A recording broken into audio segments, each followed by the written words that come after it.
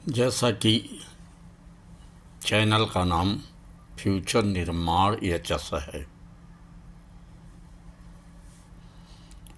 तो आप सोचने के लिए बाध्य हो रहे हैं कि यहाँ देववाणी संस्कृत का जो है प्रचार किया जा रहा है, संस्कृत देववाणी के बारे में बताया जा रहा है। लेकिन नहीं, ऐसा नहीं है।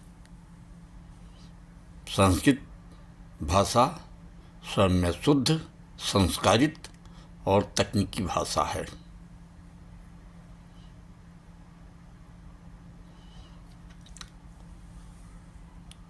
तो इससे हमें दो लाभ हो रहे हैं। एक तो सनातन धर्म का अनुपालन हो रहा है, और द्वितीय तकनीकी भाषा है। टेक्निकल भाषा होने के नाते मेरा इसमें सदैव ही बहुत बड़ा इंटरेस्ट रहा है। और मैं कहना चाहता हूँ कि गणित भी एक टेक्निकल तकनीकी विषय है, सब्जेक्ट है। इस प्रकार संस्कृत और गणित ये विषय जो है दोनों टेक्निकल हैं और दोनों का अटूट संबंध है। या यूँ कहा जा सकता है कि संस्कृत और गणित एक दूसरे के पूरक हैं। जिसको संस्कृत आ रहा है, यदि उसका रुझान गणित की तरफ है तो गणित भी उसका जो है बहुत ही प्रिय विषय बन सकता है।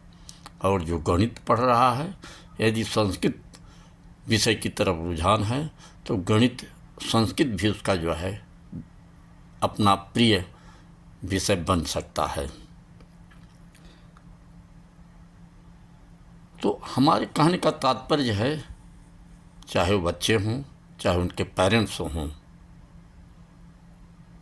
आज की दुनिया में धनवान बनने के लिए कोई शॉर्टकट रास्ता नहीं है। बिना परिश्रम आपको कुछ भी संसार से नहीं मिलना है। आप जो भी प्राप्त करते हैं, या आप धनवान बनते हैं, समृद्धशाली बनते हैं, तो उसमें जो है परिश्रम का, आपके सतत अभ्यास का बहुत बड़ा जो है योगदान होता है। शॉर्टकट जिसने भी धनवान बना है और जो धनवान बन रहे हैं, वो जेल की सींचों के अंदर जाने से उन्हें कोई रोक नहीं पा रहा है, न कोई रोक सकता है। इसलिए मेरा आपसे अनुनय है कि कभी भी, चाहे बच्चे हों या उनके पेरेंट्स हों, कभी भी शॉर्टकट मार्ग मत अपनाइए। अपने बच्चों को परिश्रम करना और कराना सिखाइए। स्वयं भी परिश्रम करिए और बच्चों को परिश्रम कराना सिखाइए। तो कहने का तात्पर्य है कि सबसे बड़ा मैंने देखा है कि बच्चे जो है और सब्जेक्ट में, विषय में तो पारंगत हैं, लेकिन गणित जो है उन्हें फोबिया, गणित में जो है उनको फोबिया उत्पन्न हो जाता है। जिसे कहते हैं कि गणित फोबिया है इस बच्चे में। लेकिन नहीं, आज जो भी देख रहे हैं, जहाँ भी देख रहे हैं, चाहे सड़कों पर दौड़ती हुई गाड़ियाँ हों, रेल की पटरियों पर दौड़ती हुई ट्रेनें हों, बसेज हों, कोई भी गाड़ियाँ हो या एरोप्लेन हो आसमान पे उड़ता हुआ, सभी जगह प्लस माइनस का बहुत बड़ा जो है रोल है, बहुत बड़ा खेल अदा कर रहा है। इस सृष्टि का निर्माण भी प्लस और माइनस से ही हुआ है।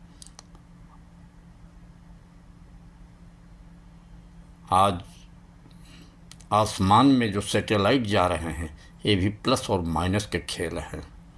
आसमान में जब बादल गरजते हैं और माइनस जब भारी पड़ता है तो गरज करके जो है शांति हो जाता है। लेकिन जब प्लस भारी पड़ता है तो गरज करके जो है बिजली के रूप में जो है माँ पृथ्वी को स्पर्श करता है, माँ पृथ्वी उसे आकर्षित करती हैं। इसलिए ये कह सकते हैं कि पृथ्वी इस समय माइनस होती है और बिजली प्लस होता है। इससे जान माल का नुकसान बहुत बड़ा होता है। और हम यदि चिंतन करते हैं तो पाते हैं कि हम बीज जो है जब पृथ्वी माँ पर डालते हैं तो जो है हमें फसल प्राप्त होता है, पौधे प्राप्त होते हैं, उससे अंकुरण होता है और पौधे जो है बड़ा रूप लेते हैं। तो प्लस और माइनस को यदि आपने समझ लिया या आपके पेरेंट्स सतत अभ्यास कराते रहे तो आपको आगे बढ़ने से कोई रोक नहीं सकता है। तो मत बच्चों एक बार, हाँ, एक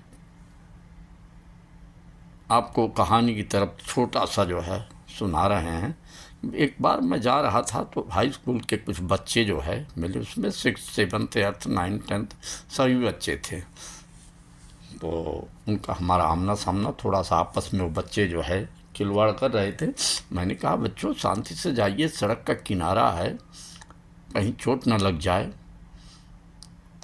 उन्होंने नमस्ते किया, संस्कार था, लेकिन अच्छे घरों के बच्चे थे। तो मैंने कहा आप लोग तो अच्छे घर के बच्चे हैं, आपको इस ढंग से जो है सड़क पर उत्पात नहीं मचाना चाहिए। अच्छा, तो परिश्रम कम करते हुए क्या बच्चों? तो हंसे वो बच्चे। मैंने कहा कि -10 अपान -5, -10 अपान माइनस क्या होगा? सभी बच्चों ने एक साथ उत्तर दिया -5। एक बच्चा जो है +2 बताया और सभी बच्चों ने -5 नहीं -2 बताया। तो मुझे बड़ा आश्चर्य हुआ।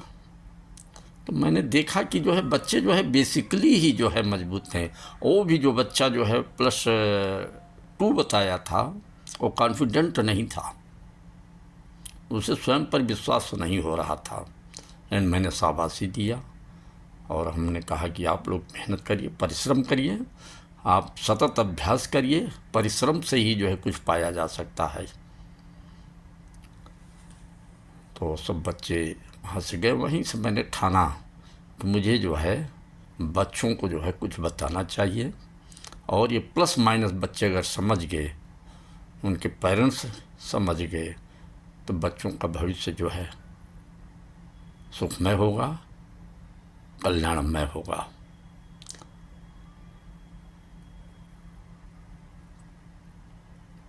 तो सर्वप्रथम हम कहना चाहते हैं, बच्चे चाहे नोट कर लें और नोट करते चलें। Plus multiply by plus is equal to plus.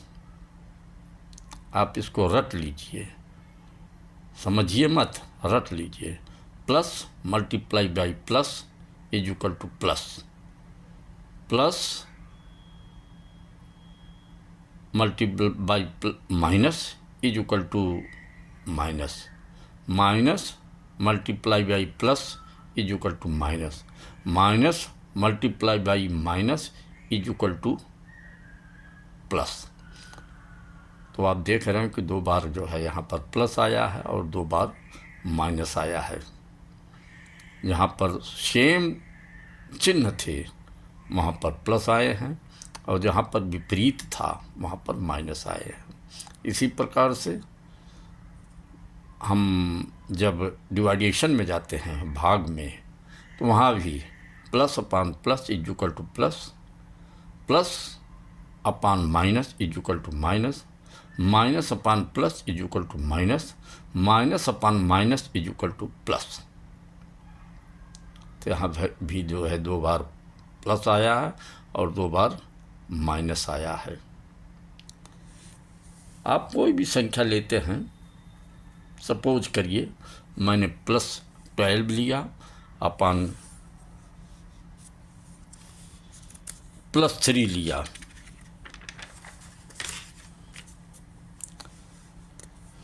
तो +12 मल्टीप्लाई बाई 12 लिया और दोनों संख्या ले रहे हैं, उचित होगा तो दोनों जो है एक 12 लेते हैं, 13 लेते हैं, तो 12। हाँ, एक चीज़ और याद रखें आप लोग, जब कोई चिन्ह नहीं किसी संख्या या अंक के पहले होता है तो वहाँ आप सदैव प्लस समझें। स्वयं जो है अपने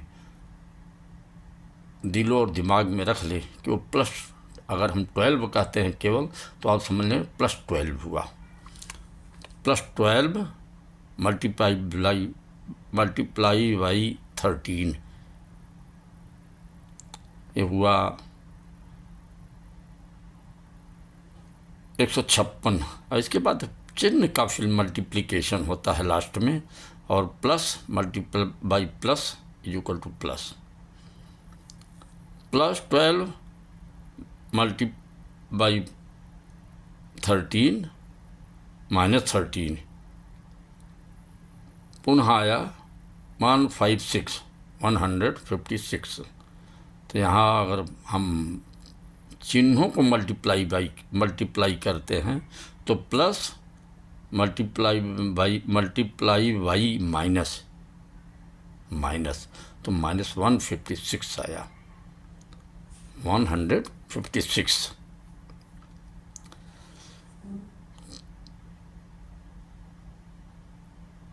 -12 मल्टीप्लाई बाई 13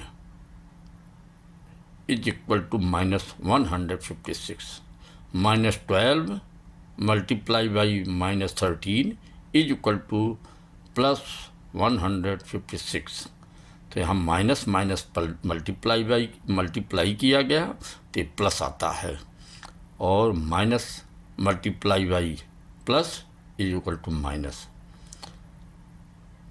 ये छोटे प्रॉब्लम मैंने आपके समझ रखा, जिससे आप जो है इसको भली भांति समझें और कहीं जो है इसमें भूल न करें।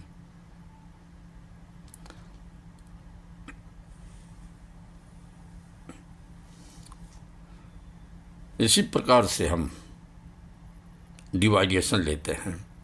+12, यहाँ पर मैंने एक अंक लिया, एक जो है संख्या लिया, +12 upon +3 is equal to +4, -12 upon -3 is equal to +4, +12 upon -3 is equal to -4, -4 -12 upon +3 is equal to -4।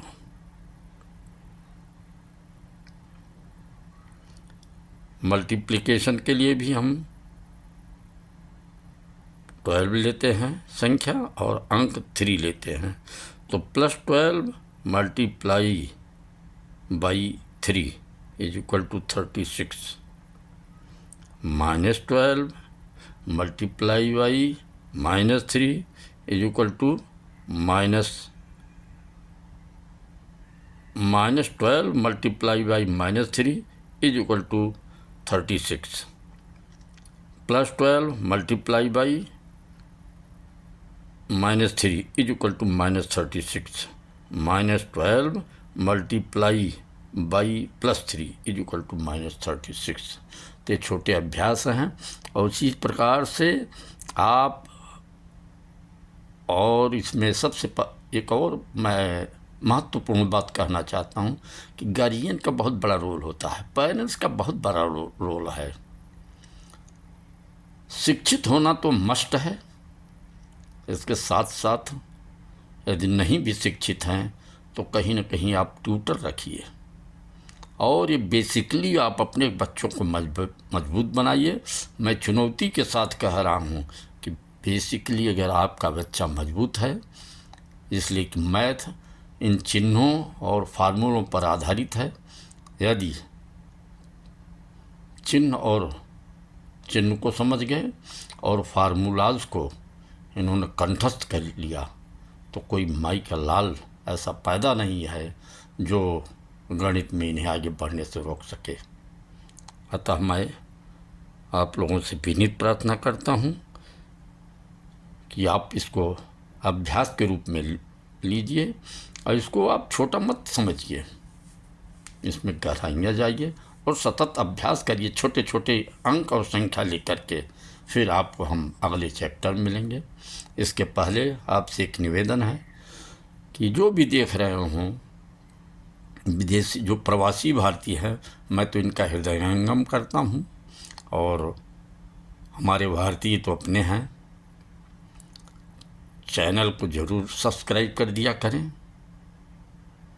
एक हमारा मनोबल बढ़ता है। और कमेंट में आप ज़रूर लिखा करें कि मैं कहाँ से जो है हूँ और कहाँ से मैंने सब्सक्राइब किया है।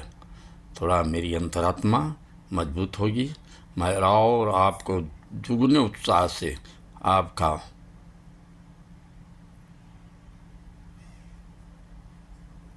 मन, विचार, भावना और गुणत्व में सबलता प्राप्त होगा। मैं इन्हीं शब्दों के साथ मैं विराम लेता हूँ। रात्रि प्रतीक्षा रत है और मैं आप लोगों को धन्यवाद देता हूँ, थैंक्स कहता हूँ। धन्यवाद।